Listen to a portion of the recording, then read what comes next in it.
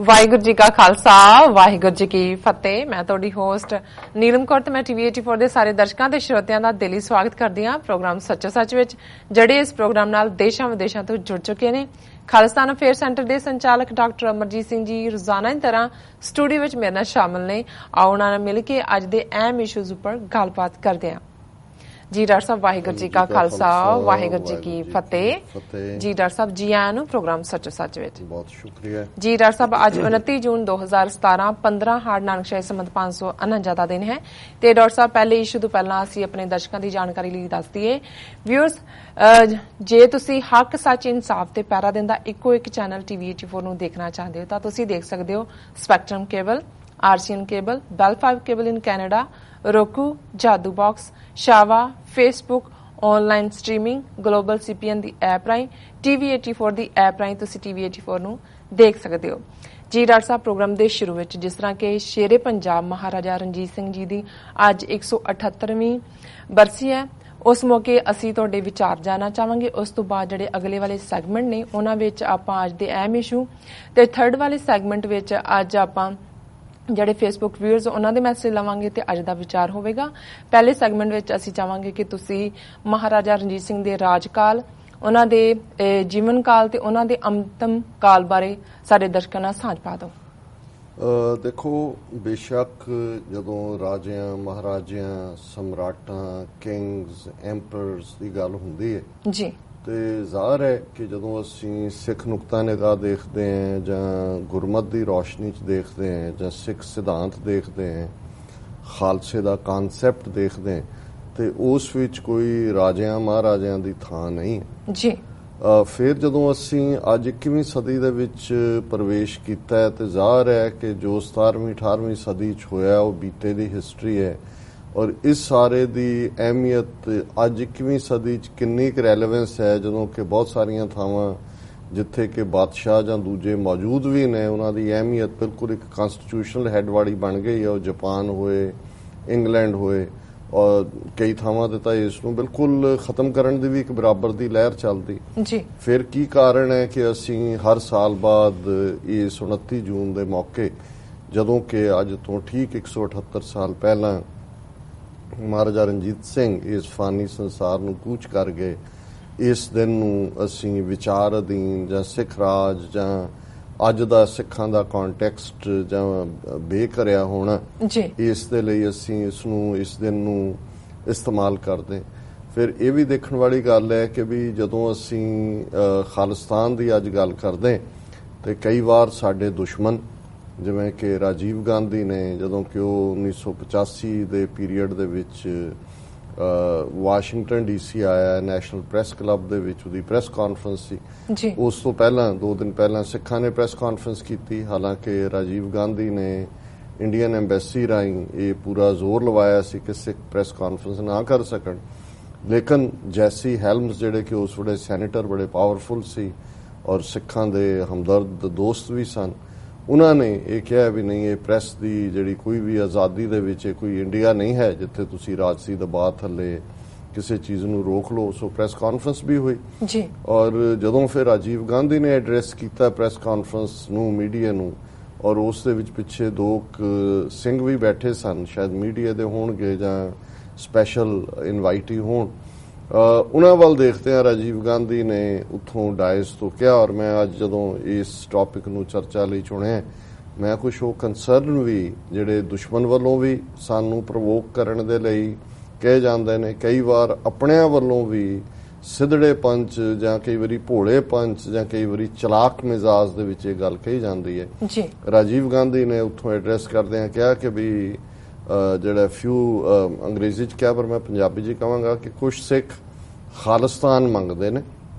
ਔਰ ਮੈਂ ਇਹ ਕਹਿਣਾ ਚਾਹਾਂਗਾ ਕਿ ਸਿੱਖ ਰਾਜ ਮਹਾਰਾਜਾ ਰਣਜੀਤ ਸਿੰਘ ਦੀ ਰਾਜਧਾਨੀ ਲਾਹੌਰ ਸੀ, ਜੇ ਖਾਲਿਸਤਾਨ ਬਣਾਉਣਾ ਹੈ ਤਾਂ ਉੱਥੇ ਜਾ ਕੇ ਬਣਾਓ ਜੀ। ਸੋ ਜ਼ਾਹਰ ਹੈ ਇੱਕ ਦੁਸ਼ਮਣ ਦੇ ਪਰਸਪੈਕਟਿਵ ਤੋਂ ਕੀਤੀ ਗਈ ਚੋਟ ਸੀ। ਔਰ ਜੇ ਤੁਸੀਂ ਇਸ ਨੂੰ, ਜਦੋਂ ਕਿ ਧਰਮ ਯੁੱਧ ਮੋਰਚਾ ਚੱਲ ਰਿਹਾ ਸੀ, ਉਸ ਦੌਰਾਨ ਅੰਮ੍ਰਿਤਸਰ ਦੀਆਂ ਸੜਕਾਂ ਤੇ ਮੂੰਹ 'ਚ ਬੀੜੀਆਂ ਲੈ ਕੇ ਜਿਹੜਾ 10,000 ਤੋਂ ਜ਼ਿਆਦਾ ਦਾ ਜਲੂਸ ਹਿੰਦੂ ਤਵੀਆਂ ਨੇ, ਅੱਜ ਹਿੰਦੂ ਤਵੀ ਟਰਮ ਹੀ ਹੈ, ਉਦੋਂ ਤਾਂ ਬੀਜੇਪੀ ਹੀ ਇਸ ਪਾਰਟੀ ਦਾ ਨਾਂ ਸੀ, ਉਹਨਾਂ ਨੇ ਕੱਢਿਆ ਸੀ ਜਲੂਸ, ਉਸ ਦੇ ਵਿੱਚ ਉਹ ਨਾਅਰੇ ਲਾਉਂਦੇ ਸੀ ਕਿ ਭਾਈ ਜਿਹੜਾ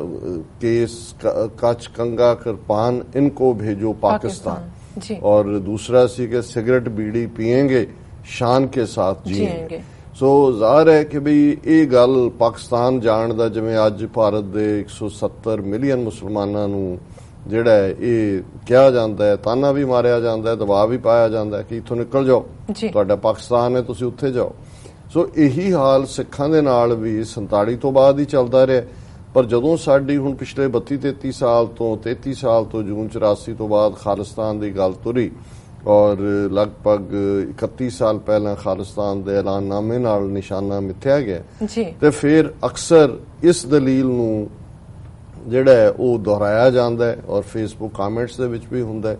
ਕਿ ਜੀ ਜੇ ਖਾਲਿਸਤਾਨ ਬਣਾਉਣਾ ਹੈ ਔਰ ਮਹਾਰਾਜਾ ਰਣਜੀਤ ਸਿੰਘ ਦਾ ਪੰਜਾਬ ਦਾ ਬਹੁਤਾ ਹਿੱਸਾ ਤਾਂ ਪਾਕਿਸਤਾਨ 'ਚ ਹੈ, ਸੋ ਉਹਨੂੰ ਵੀ ਤੁਸੀਂ ਜਿਹੜਾ ਪਹਿਲਾਂ ਲੈ ਲਓ, ਫਿਰ ਤੁਸੀਂ ਇੱਧਰ ਗੱਲ ਕਰੋ। ਸੋ ਮੈਂ ਇਸ ਨੂੰ ਵੀ ਜਿਹੜਾ ਉਹ ਪ੍ਰੈਕਟੀਕਲ ਕੰਟੈਕਸਟ ਦੇ ਵਿੱਚ ਇਸ ਦੀ ਚਰਚਾ ਕਰਾਂਗਾ। ਪਰ ਪਹਿਲਾਂ ਕਿ ਵੀ ਇਹ ਸਾਡੇ ਲਈ ਕਿਉਂ ਅਹਿਮੀਅਤ ਰੱਖਦਾ ਹੈ ਕਿ ਵੀ ਅਸੀਂ ਉਸ ਮਹਾਰਾਜਾ ਰਣਜੀਤ ਸਿੰਘ, ਜਿਸ ਦੇ ਵਿੱਚ ਸਾਡੇ ਵਾਂਗ ਬਹੁਤ ਸਾਰੀਆਂ ਇਨਸਾਨੀ ਕਮਜ਼ੋਰੀਆਂ ਵੀ ਸਨ, ਬਹੁਤ ਕੁਝ ਲਿਖਿਆ ਜਾਂਦਾ ਹੈ, ਚੰਗਾ ਪੱਖ ਵੀ ਹੁੰਦਾ ਹੈ, ਔਰ ਇਸ ਦੇ ਨਾਲ ਨਾਲ ਜਿੱਥੇ ਸਾਜ਼ਿਸ਼, ਕਮਜ਼ੋਰੀ, ਇੰਟਰੀਗ, ਇਹ ਸਾਰੀਆਂ ਬਾਦਸ਼ਾਹੀਆਂ ਦਾ ਹਿੱਸਾ ਹੁੰਦਾ। ਜਦੋਂ ਤੁਸੀਂ ਜਿਹੜੀ ਤਾਕਤ ਹੈ ਉਹ ਪੈਲੇਸ ਦੇ ਵਿੱਚ ਜਾਏਗੀ, ਪੈਲੇਸ ਇੰਟਰੀਗ ਵੀ ਹੋਏਗੀ, ਸਾਜ਼ਿਸ਼ਾਂ ਵੀ ਹੋਣਗੀਆਂ, ਔਰ ਜੋ ਕੁਝ ਫਿਰ 1839 ਚ ਮਹਾਰਾਜਾ ਰਣਜੀਤ ਸਿੰਘ ਜਿਹੜਾ ਉਹ ਚੜ੍ਹਾਈ ਕਰਦੇ ਨੇ ਔਰ ਵਿਦਨ 10 years 10 ਸਾਲ ਜਿਹੜੇ ਦੇ ਵਿੱਚ ਜਿਹੜਾ ਖਾਲਸਾ ਰਾਜ ਦਰਾਏ ਖੈਬਰ ਤੋਂ ਲੈ ਕੇ ਤਿੱਬਤ ਤੱਕ ਔਰ ਸ਼ਿਕਾਰਪੁਰ ਸਿੰਧ ਤੋਂ ਲੈ ਕੇ ਸਤਲੁਜ ਦੇ ਪੈਰਾਂ ਤੱਕ ਸੀ, ਉਹ ਇਵੇਂ ਹੀ ਕਰੰਬਲ ਹੋਇਆ, ਜਿਹਨੂੰ ਅੰਗਰੇਜ਼ੀ ਚ ਕਹਿੰਦੇ ਨੇ ਲਾਈਕ ਹਾਊਸ ਆਫ ਕਾਰਡਸ, ਜਿਵੇਂ ਤਾਸ਼ ਦੇ ਪੱਤਿਆਂ ਦਾ ਬਣਾਇਆ ਘਰ ਡਿੱਗ ਪੈਂਦਾ, ਇਵੇਂ ਉਹ ਚਲਾ ਗਿਆ। ਔਰ ਇਸ ਦੇ ਪਿੱਛੇ ਰਣਜੀਤ ਸਿੰਘ ਇੱਕ ਨੁਮਾਇੰਦੇ ਦੇ ਤੌਰ ਤੇ ਉੱਭਰਦਾ ਹੈ, ਜਿਹੜਾ ਕਿ ਉਸ ਸਿੱਖ ਰਾਜ ਜਿਹੜਾ ਬਾਬਾ ਬੰਦਾ ਸਿੰਘ ਬਹਾਦਰ ਤੋਂ ਜਿਸ ਦੀ ਸ਼ੁਰੂਆਤ ਹੁੰਦੀ ਹੈ ਔਰ 1710 ਦੇ ਵਿੱਚ ਪਹਿਲਾ ਸਿੱਖ ਰਾਜ ਜਿਸ ਨੂੰ ਬਾਬਾ ਬੰਦਾ ਸਿੰਘ ਬਹਾਦਰ ਨੇ ਖਾਲਸਾ ਰਾਜ ਦੇ ਤੌਰ ਤੇ ਸਥਾਪਿਤ ਕੀਤਾ। ਰਣਜੀਤ ਸਿੰਘ ਨੇ ਤਾਂ ਮਹਾਰਾਜੇ ਦਾ ਟਾਈਟਲ ਲਿਆ, ਲੇਕਿਨ ਬਾਬਾ ਬੰਦਾ ਸਿੰਘ ਬਹਾਦਰ ਇੱਕ ਆਮ ਸੇਵਾਦਾਰ ਦੀ ਤਰ੍ਹਾਂ ਹੀ ਪੰਥ ਦੇ ਇੱਕ ਸਿੰਘ ਦੇ ਨਾਤੇ ਵਿਚਰਿਆ ਔਰ ਉਹ ਜਿਹੜਾ ਰਾਜ ਸੀ ਪਹਿਲਾ 1710 ਦੇ ਵਿੱਚ, ਜਿਹਦੀ ਉਹ ਸ਼ਾਹੀ ਮੋਹਰ ਹੋਏ, ਸ਼ਾਹੀ ਸਿੱਕਾ ਹੋਏ, ਉਸ ਦੇ ਉੱਤੇ ਜਿਵੇਂ ਸਿੱਕਾ ਹੈ ਜਿਹੜਾ ਕਿ ਕੋਇਨ ਹੈ, ਉਸ ਦੇ ਉੱਤੇ ਕਿਉਂਕਿ ਫਾਰਸੀ ਜ਼ਬਾਨ ਸੀ ਉਸ ਵੇਲੇ ਦੀ ਔਰ ਮਹਾਰਾਜਾ ਰਣਜੀਤ ਸਿੰਘ ਦੀ ਵੀ ਜਿਹੜੀ ਰਾਜ ਸੀ, ਜਿਹੜੀ ਕਿ ਕੋਰਟ ਦੀ ਦਰਬਾਰ ਦੀ ਜ਼ਬਾਨ ਸੀ, ਉਹ ਫਾਰਸੀ ਸੀ, ਭਾਵੇਂ ਕਿ ਪੰਜਾਬੀ ਦੇ ਵਿੱਚ ਜਾਂ ਹਿੰਦੀ ਉਰਦੂ ਦੇ ਵਿੱਚ ਪੈਟੀਸ਼ਨਸ ਹੁੰਦੀਆਂ ਸੀ, ਗੱਲਬਾਤ ਹੁੰਦੀ ਸੀ। ਰਣਜੀਤ ਸਿੰਘ ਖੁਦ ਪੰਜਾਬੀ 'ਚ ਹੀ ਗੱਲਬਾਤ ਕਰਦਾ ਸੀ ਦਰਬਾਰ ਦੇ ਵਿੱਚ, ਪਰ ਲਿਖਤ ਪੜ੍ਹਤ ਸਾਰੀ ਜਿਹੜੀ ਹੈ ਉਹ ਪਰਸ਼ੀਅਨ ਦੇ ਵਿੱਚ ਸੀ। ਔਰ ਇਹ ਜਦੋਂ ਅਸੀਂ ਪਹਿਲਾ ਸਿੱਕਾ ਬਾਬਾ ਬੰਦਾ ਸਿੰਘ ਬਹਾਦਰ ਦੇ ਪੀਰੀਅਡ 1710 'ਚ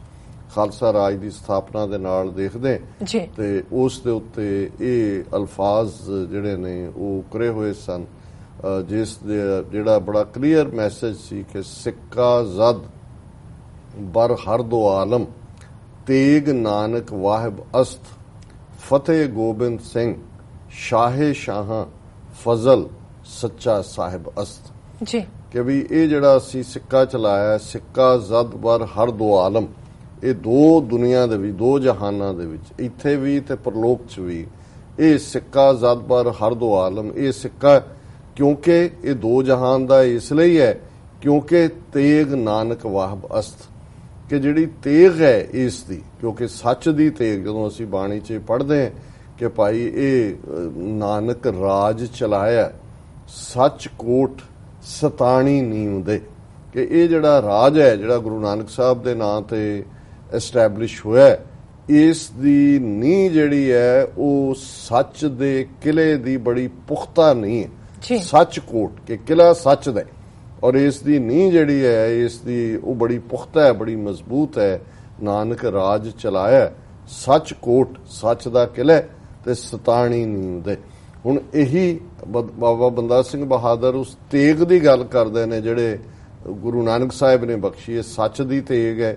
ਹਰ ਇੱਕ ਦੇ ਲਈ ਇਨਸਾਫ ਦੀ ਗੱਲ ਹੈ, ਸਰਬੱਤ ਦੇ ਭਲੇ ਦੀ ਗੱਲ ਹੈ। ਤੇ ਫਤਿਹ ਗੋਬਿੰਦ ਸਿੰਘ ਸ਼ਾਹੇ ਸ਼ਾਹਾਂ, ਫਜ਼ਲ ਸੱਚਾ ਸਾਹਿਬ ਅਸਤ, ਕਿ ਜਿਹੜੀ ਸਾਨੂੰ ਜਿੱਤ ਮਿਲੀ ਹੈ, ਵਿਕਟਰੀ ਮਿਲੀ ਹੈ, ਇਹ ਸ਼ਾਹਾਂ ਦੇ ਸ਼ਹਿਨशाह ਗੁਰੂ ਗੋਬਿੰਦ ਸਿੰਘ ਸਾਹਿਬ ਦੀ ਬਖਸ਼ਿਸ਼ ਦੇ ਨਾਲ ਮਿਲੀ। ਸੋ ਜ਼ਾਹਰ ਹੈ ਕਿ ਇਹ ਰਾਜਿਆਂ ਮਹਾਰਾਜਿਆਂ ਦੀ ਕੋਈ ਗੱਲ ਨਹੀਂ ਹੈ, ਇਹ ਗੁਰੂ ਨਾਨਕ ਗੁਰੂ ਗੋਬਿੰਦ ਸਿੰਘ ਸਾਹਿਬ ਦੇ ਸਰਬੱਤ ਦੇ ਭਲੇ ਦਾ ਪੰਥ, ਜਿਸ ਦੇ ਸਾਹਮਣੇ ਜਿਹੜਾ ਕੁੱਲ ਲੋਕਾਈ ਦਾ, ਜਿਸ ਦੇ ਵਿੱਚ ਉਸ ਖਿੱਤੇ ਦੇ ਹਿੰਦੂ, ਮੁਸਲਮਾਨ, ਸਿੱਖ ਜਾਂ ਈਸਾਈ ਸਾਰੇ ਹੀ ਸ਼ਾਮਲ ਨੇ। ਪਰ ਇਹੀ ਕਾਰਨ ਸੀ ਕਿ ਬਾਬਾ ਬੰਦਾ ਸਿੰਘ ਬਹਾਦਰ ਦੇ ਰਾਜ ਦੇ ਵਿੱਚ ਜਿਹੜਾ ਪਹਿਲਾ ਸਰਕਾਰੀ ਆਰਡੀਨੈਂਸ ਕੱਢਿਆ ਗਿਆ, ਔਰ ਇਹ ਮੱਚ ਬਿਫੋਰ ਸੀ ਫਰਾਂਸ ਦਾ ਲੈਂਡ ਰੈਵੋਲੂਸ਼ਨ ਜਾਂ ਲੈਂਡ ਰਿਫਾਰਮ ਹੋਣ ਤੋਂ ਪਹਿਲਾਂ, ਉਹ ਪਹਿਲਾ ਆਰਡਰ ਸੀ ਕਿ ਜ਼ਮੀਨ ਵਾਹੁਣ ਵਾਲਾ ਜ਼ਮੀਨ ਦਾ ਮਾਲਕ ਹੈ। Tiller of the land is the owner of the land. ਔਰ ਇਹ ਦੁਨੀਆ 'ਚ ਪਹਿਲਾ ਲੈਂਡ ਰਿਫਾਰਮ ਸੀ। ਇਹੀ ਕਾਰਨ ਸੀ ਕਿ ਉਸ ਖਿੱਤੇ ਦੇ ਵਿੱਚ ਜਿੱਥੇ ਜਿੱਥੇ ਬੰਦਾ ਸਿੰਘ ਦਾ ਉਹ ਆਪਣੇ ਪ੍ਰਭਾਵ ਰਿਹਾ ਉਸ ਪੀਰੀਅਡ ਦੇ ਖਾਲਸਾ ਰਾਜ ਦਾ,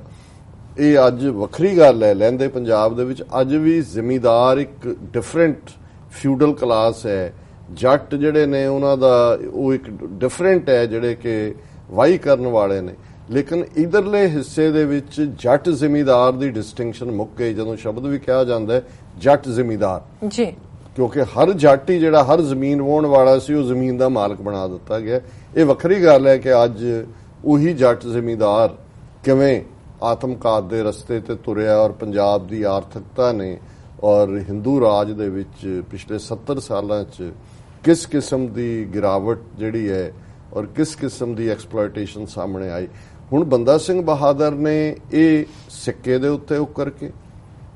ਔਰ ਜਿਹੜੀ ਰਾਇਲ ਸਟੈਂਪ ਸੀ, ਸ਼ਾਹੀ ਮੋਹਰ ਸੀ, ਜਿਹਦੇ ਥੱਲੇ ਆਰਡਰ ਪਹਿਲਾ ਨਿਕਲਿਆ ਕਿ ਭਾਈ ਜ਼ਮੀਨ ਵਾਹੁਣ ਵਾਲਾ ਜ਼ਮੀਨ ਦਾ ਮਾਲਕ ਹੈ, ਔਰ ਉਹਦੇ 'ਚ ਕੋਈ ਡਿਸਟਿੰਕਸ਼ਨ ਨਹੀਂ ਸੀ ਕਿ ਉਹ ਕੋਈ ਸਿੱਖ ਕਿਸਾਨ ਹੈ ਜਾਂ ਹਿੰਦੂ ਹੈ ਜਾਂ ਮੁਸਲਮਾਨ ਹੈ।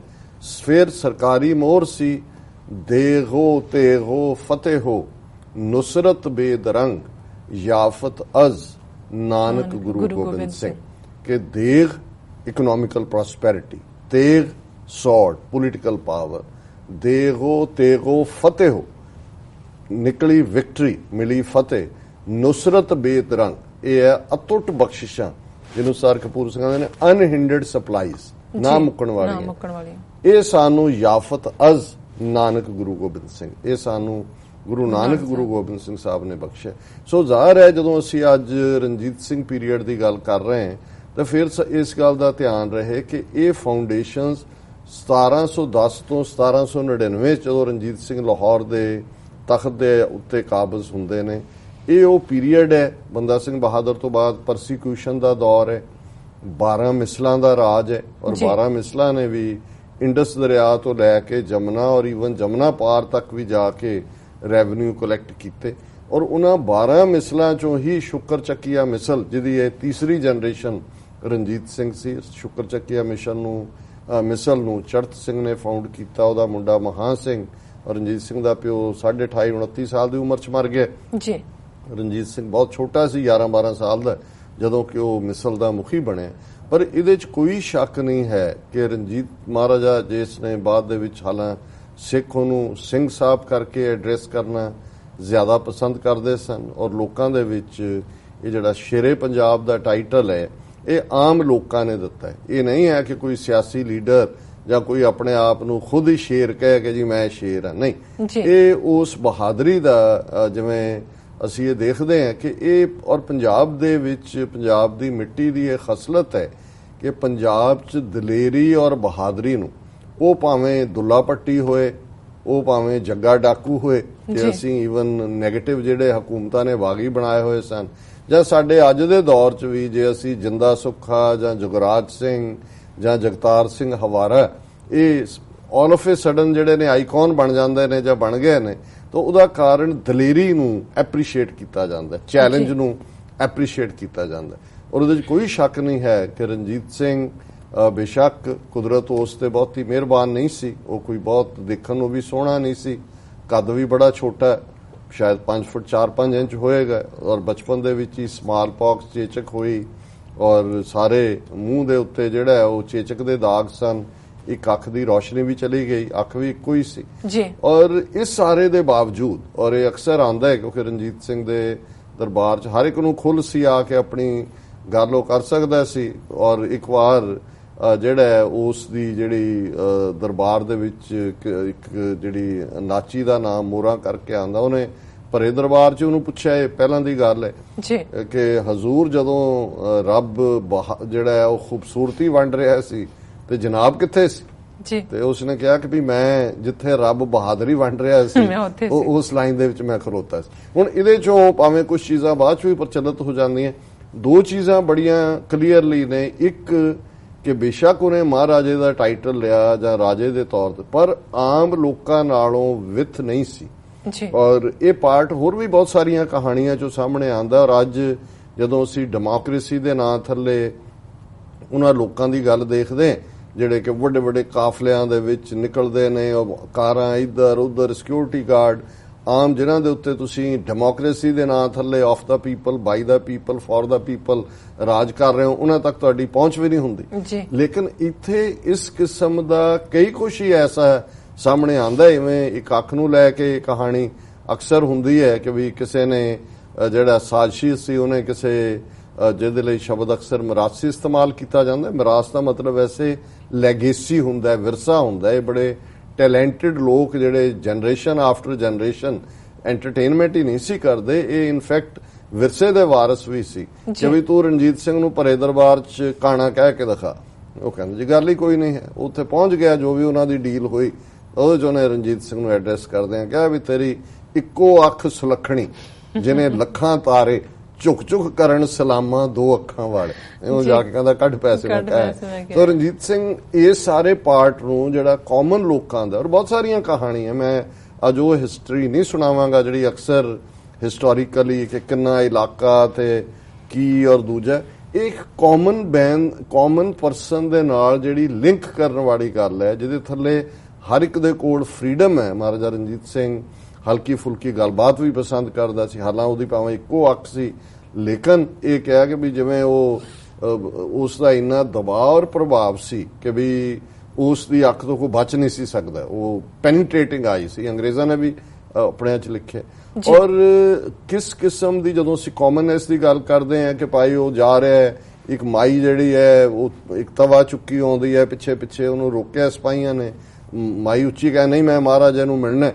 ਔਰ ਮਹਾਰਾਜਾ ਰਣਜੀਤ ਸਿੰਘ ਦੇ ਕੰਨਾਂ 'ਚ ਗੱਲ ਪਈ, ਉਹਨੇ ਰੋਕਿਆ, ਉਹਨੂੰ ਕਿਹਾ ਵੀ ਆਣ ਦਿਓ ਮਾਈ ਨੂੰ। ਮਾਈ ਆ ਕੇ ਉਹ ਤਵਾ ਫੜਿਆ ਹੋਇਆ, ਉਹ ਉਹਦੇ ਕੱਪੜਿਆਂ ਨੂੰ ਘਸਾਣ ਲੱਗ ਗਏ, ਕਾਲਾ ਕਰਤਾ ਸਾਰਾ। ਨੇ ਕਿਹਾ ਮਾਤਾ ਕੀ ਕਰਦੀ ਹੈ? ਉਹਨੇ ਕਿਹਾ ਜੀ ਸੁਣਿਆ ਵੀ ਜਿਹੜੇ ਬਾਦਸ਼ਾਹ ਹੈ, ਰਾਜਾ ਹੈ ਸਾਡਾ, ਉਹ ਪਾਰਸ ਹੈ। ਪਾਰਸ ਬਾਰੇ ਇੱਕ ਮਿਥ ਹੈ, ਇਸ ਨੂੰ ਫਿਲਾਸਫਰ ਸਟੋਨ ਅੰਗਰੇਜ਼ੀ 'ਚ ਕਹਿੰਦੇ ਨੇ ਕਿ ਪਾਰਸ ਜਿਸ ਚੀਜ਼ ਨੂੰ ਛੂਹ ਜਾਏ ਉਹ ਸੋਨਾ ਬਣ ਜਾਂਦਾ। ਉਹਨੇ ਕਿਹਾ ਵੀ ਮੈਂ ਬਹੁਤ ਗਰੀਬੀ ਚੋਂ ਦਿਨ ਕੱਟ ਰਹੀ ਹਾਂ ਤੇ ਮੇਰੇ ਕੋਲ ਤਾਂ ਹੋਰ ਕੋਈ, ਮੈਂ ਤਵਾਈ ਲਿਆਈ ਆ ਵੀ ਇਹ ਤਾਂ ਸੋਨਾ ਬਣ ਜਾਏ। ਔਰ ਉਹਨੇ ਮੁਸਕਰਾਇਆ ਰਣਜੀਤ ਸਿੰਘ, ਔਰ ਉਹਨੇ ਆਪਣੇ ਜਿਹੜੇ ਅਹਿਲਕਾਰ ਸੀ ਉਹਨਾਂ ਨੂੰ ਕਿਹਾ ਵੀ ਇਸ ਤਵੇ ਦੇ ਬਰਾਬਰ ਸੋਨਾ ਤੋਲ ਕੇ ਇਹਨੂੰ ਦਿਓ। ਇਵੇਂ ਹੀ ਅਸੀਂ ਬੇਰਾਂ ਦੀ ਗੱਲ ਦੇਖਦੇ ਹਾਂ ਕਿ ਬੱਚੇ ਜਿਹੜੇ ਨੇ ਉਹ ਬੇਰੀ ਨੂੰ ਵੱਟਾ ਮਾਰ ਰਹੇ ਨੇ। ਰਣਜੀਤ ਸਿੰਘ ਦਾ ਲੰਘ ਰਿਹਾ ਸੀ ਉੱਥੋਂ ਜਿਹੜਾ ਉਹ ਕਾਫਲਾ, ਔਰ ਇੱਕ ਵੱਟਾ ਜਿਹੜਾ ਆ ਕੇ ਰਣਜੀਤ ਸਿੰਘ ਦੇ ਵੱਜਾ, ਔਰ ਉਹ ਬੱਚਿਆਂ ਨੂੰ ਫੜ ਲਿਆ, ਜਿਵੇਂ ਹਮੇਸ਼ਾ ਹੀ ਹੁੰਦੇ ਨੇ ਪੁਲਿਸੀਏ ਕਰਦੇ ਨੇ। ਔਰ ਬੱਚੇ ਡਰੇ ਹੋਏ, ਉਹਨਾਂ ਨੇ ਕਿਹਾ ਭਾਈ ਕੀ ਹੈ? ਉਹਨੇ ਕਿਹਾ ਜੀ ਅਸੀਂ ਤਾਂ ਬੇਰ ਤੋੜਦੇ ਸੀ ਗਲਤੀ ਨਾਲ, ਜੇ ਬੇਰ ਨੂੰ ਵੱਜਦਾ ਬੇਰੀ ਨੂੰ ਤਾਂ ਬੇਰ ਡਿੱਗਣਾ ਸੀ, ਪਰ ਇਹ ਹੋਇਆ। ਮਹਾਰਾਜਾ ਰਣਜੀਤ ਸਿੰਘ ਨੇ ਕਿਹਾ ਕਿ ਭਾਈ ਜੇ ਇਹ ਬੇਰੀ ਨੂੰ ਵੱਜਦਾ ਤੇ ਉਹ ਬੇਰ ਦਿੰਦੀ, ਹੁਣ ਇਹ ਜੇ ਮੈਨੂੰ ਵੱਜਿਆ ਤੇ ਇਹਨਾਂ ਨੂੰ ਕੁਝ ਮਿਲਣਾ ਚਾਹੀਦਾ, ਔਰ ਉਹਨਾਂ ਨੂੰ ਕੀਮਤੀ ਤੋਹਫੇ ਦੇ ਕੇ ਵਿਦਾ। ਹੁਣ ਇਹ ਜਿਹੜੀਆਂ ਸਾਰੀਆਂ ਗੱਲਾਂ ਨੇ, ਜਦੋਂ ਅਸੀਂ ਉਸ ਪੀਰੀਅਡ ਦੀ ਗੱਲ ਕਰਦੇ ਹਾਂ ਤੇ ਉਹਦੇ 'ਚ ਉਸ ਆਬਾਦੀ ਦੇ ਉੱਤੇ, ਔਰ ਇਸ ਗੱਲ ਦਾ ਧਿਆਨ ਰਹੇ ਵੀ ਸਿੱਖ ਉਸ ਪੀਰੀਅਡ ਦੀ ਪੋਪੂਲੇਸ਼ਨ ਕੋਈ 10% ਤੋਂ ਜ਼ਿਆਦਾ ਨਹੀਂ ਸਨ। ਲੇਕਿਨ ਜਿਵੇਂ ਮਹਾਰਾਜਾ ਰਣਜੀਤ ਸਿੰਘ ਨੇ 100 ਸਾਲ ਦੀ ਹੌਸਟਿਲਿਟੀ ਵੀ ਸੀ, ਅੱਜ ਵੀ ਜਦੋਂ ਕੁਝ ਲੋਕਾਂ ਦੇ ਮਨਾਂ 'ਚ ਉਹ ਬਾਇਸ ਹੁੰਦਾ ਹੈ ਜਾਂ ਨੈਗੇਟਿਵਿਟੀ ਹੁੰਦੀ ਹੈ, ਕਿਵੇਂ ਰਣਜੀਤ ਸਿੰਘ ਨੇ ਉਸ ਹੌਸਟਿਲਿਟੀ ਨੂੰ ਜਿੱਤਿਆ, ਸਿੱਖਾਂ ਮੁਸਲਮਾਨਾਂ ਦੀ ਕਿਵੇਂ ਸਾਂਝ ਬਣੀ ਕਿ ਉਹ ਇੱਕ ਲਾਇਲਟੀ ਦੇ ਨਾਲ ਫਿਰ ਉਸ ਰਾਜ ਦੇ ਲਈ ਜਿਹਦਾ ਨਾਂ ਸਰਕਾਰੇ ਖਾਲਸਾ ਜੀਓ ਸੀ,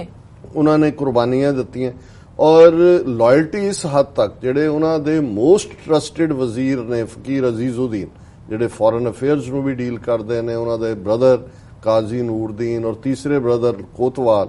ਤਿੰਨੋਂ ਹੀ ਇੰਪੋਰਟੈਂਟ ਅਸਾਈਨਮੈਂਟਸ ਇਹਨਾਂ ਫਕੀਰ ਭਰਾਵਾਂ ਦੇ ਕੋਲ। ਔਰ ਇਹ ਫਕੀਰ ਭਰਾ ਫਕੀਰ ਅਜ਼ੀਜ਼ੁਦੀਨ ਜਦੋਂ ਸ਼ਿਮਲਾ 'ਚ ਇੱਕ ਸਿੱਖਾਂ ਦਾ ਡੈਲੀਗੇਸ਼ਨ ਗਿਆ, ਅੰਗਰੇਜ਼ਾਂ ਦੇ ਨਾਲ ਮੁਲਾਕਾਤ ਸੀ, ਔਰ ਉਹ ਅੰਗਰੇਜ਼ ਜਿਹੜਾ ਡੈਲੀਗੇਸ਼ਨ ਨੂੰ ਹੈਡ ਕਰ ਰਿਹਾ ਸੀ, ਉਹਨੇ ਪੁੱਛਿਆ ਵੀ ਤੁਹਾਡਾ ਮਹਾਰਾਜਾ ਕਿਹੜੀ ਅੱਖ ਤੋਂ ਕਾਣ ਹੈ ਜੀ। ਔਰ ਉਹਨੇ ਫਕੀਰ ਅਜ਼ੀਜ਼ੁਦੀਨ ਨੇ ਕਿਹਾ, ਕਹਿੰਦਾ ਕਿ ਵੀ ਸਾਡਾ ਮਹਾਰਾਜਾ ਉਸ ਦਾ ਚਿਹਰਾ ਸੂਰਜ ਵਾਂਗ ਹੈ। ਮੈਂ ਕਦੇ ਹੌਸਲਾ ਹੀ ਨਹੀਂ ਕਰ ਸਕਿਆ ਕਿ ਮੈਂ ਉਹਨਾਂ ਦੇ ਚਿਹਰੇ ਵੱਲ ਦੇਖ ਸਕਾਂ, ਮੈਂ ਤਾਂ ਉਹਨਾਂ ਦੇ ਪੈਰਾਂ ਵੱਲ ਦੇਖਦਾ, ਇਸ ਲਈ ਮੈਂ ਤੁਹਾਡੇ ਸਵਾਲ ਦਾ ਜਵਾਬ ਨਹੀਂ ਦੇ ਸਕਦਾ। ਉਹਨਾਂ ਨੇ ਆਪਣੀ ਖੁਫੀਆ ਡਾਇਰੀਆਂ 'ਚ ਲਿਖਿਆ ਕਿ ਵੀ ਇਹ ਜਦੋਂ ਤੱਕ ਇਸ ਕਿਸਮ ਦੀ ਲਾਇਲਟੀ ਵਾਲੇ ਲੋਕ ਮੌਜੂਦ ਨੇ, ਕੋਈ ਵੀ ਜਿਹੜਾ ਉਹਨਾਂ ਦੀ ਵਾਹ ਵੱਲ ਨਹੀਂ ਦੇਖ ਸਕਦਾ। ਸੋ ਇਹ ਸਾਰੇ ਟ੍ਰੇਟ ਨੇ ਕਿ ਉਹਨਾਂ ਨੇ ਇੰਨਾ ਵਿਸ਼ਾਲ ਰਾਜ 40 ਸਾਲ, ਜਿੱਥੇ ਅੱਜ ਵੀ ਕਿਸ ਕਿਸਮ ਦੀ ਲਾਲੈਸਨੈਸ ਹੈ, ਇੰਨਾ ਸਰਕਾਰੀ ਮਸ਼ੀਨਰੀ ਪੁਲਿਸ ਹੁੰਦਿਆਂ ਦੋਵੇਂ ਪੰਜਾਬਾਂ ਦੇ ਵਿੱਚ, ਔਰ ਉਸ ਪੀਰੀਅਡ ਦੇ ਵਿੱਚ ਪਰਫੈਕਟ ਲਾ ਐਂਡ ਆਰਡਰ ਕਾਇਮ ਰੱਖਣਾ ਜੀ, ਮੌਤ ਦੀ ਸਜ਼ਾ ਨਾ ਹੋਣਾ। ਅਜੇ ਵੀ ਅਮਰੀਕਾ ਦੀਆਂ ਮੇਰਾ ਖਿਆਲ ਹੈ 37 ਸਟੇਟਾਂ ਦੇ ਵਿੱਚ ਸਜ਼ਾਏ ਮੌਤ ਹੈ।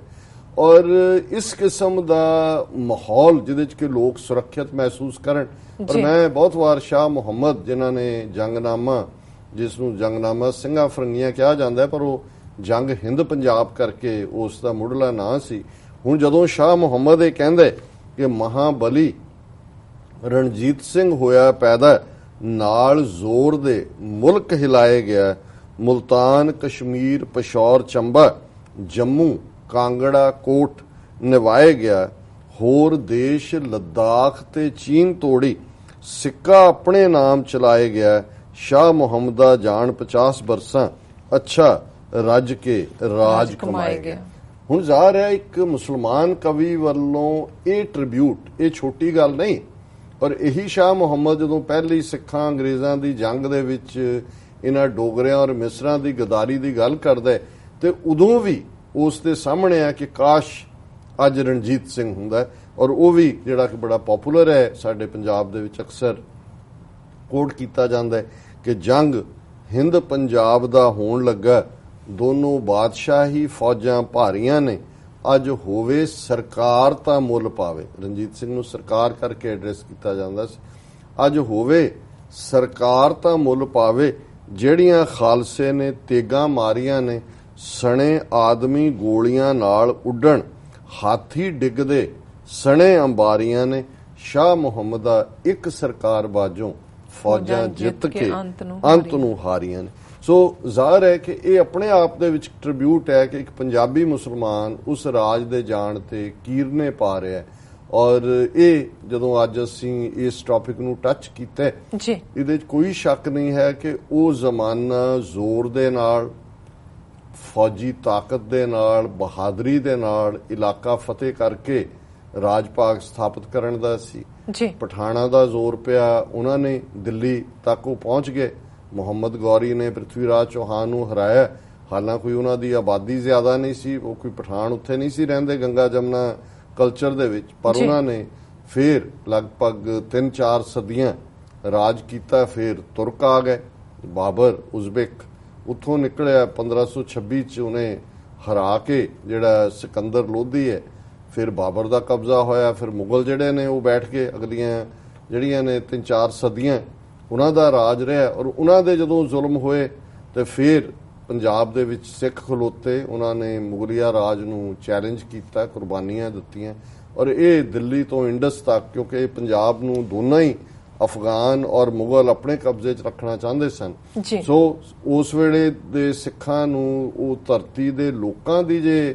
ਹਮਾਇਤ ਨਾ ਹੁੰਦੀ, ਜਿਸ ਦੇ ਵਿੱਚ ਮੁਸਲਮਾਨ ਵੀ ਔਰ ਹਿੰਦੂ ਵੀ, ਕਿਉਂਕਿ ਜਿਹੜੇ ਜ਼ਾਲਮ ਹੁੰਦਾ ਮਜ਼ਹਬ, ਭਾਵੇਂ ਪਠਾਨ ਵੀ ਮੁਸਲਮਾਨ ਸਨ, ਮੁਗਲ ਵੀ ਮੁਸਲਮਾਨ ਸਨ, ਅਬਦਾਲੀ ਜਾਂ ਨਾਦਰ ਸ਼ਾਹ ਜਿਹੜੇ ਹਮਲਾਵਰ ਜਿਹਦੇ ਬਾਰੇ ਸੀ ਖਾਦਾ ਪੀਤਾ ਲਾਹੇ ਦਾ ਰਹਿੰਦਾ ਅਹਿਮਦ ਸ਼ਾਹ ਦਾ, ਉਹ ਵੀ ਮੁਸਲਮਾਨ ਸਨ। ਪਰ ਗੱਲ ਇਹ ਨਹੀਂ ਹੈ। ਸੋ ਸਿੱਖਾਂ ਦਾ ਜਿਹੜਾ ਰਾਜ ਅੱਜ ਵੀ, ਜਦੋਂ ਉਹਨੂੰ ਸਿੱਖਾਂ ਦਾ ਰਾਜ ਜਾਂ ਸਿੰਘਾਂ ਦਾ ਰਾਜ